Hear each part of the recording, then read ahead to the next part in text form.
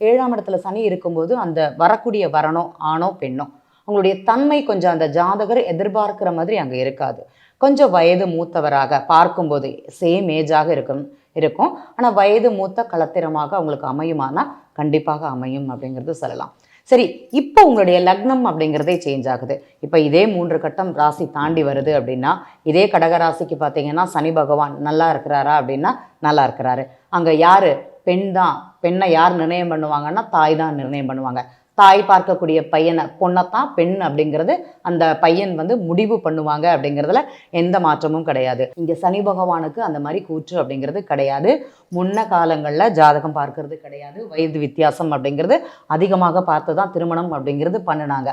So அந்த மாதிரி அமைப்புகள் அங்கே இருந்துதானா இங்கே இருந்தது. இப்போ அப்படி கிடையாது. 2 வயசு வித்தியாசத்தில் 3 வயசு வித்தியாசத்தில் சம்டைம்ஸ் வயது குறைந்த களத்திரமாகவே இப்போ அமையுதா அப்படின்னா கண்டிப்பாக அமையுது அப்படிங்கிறது.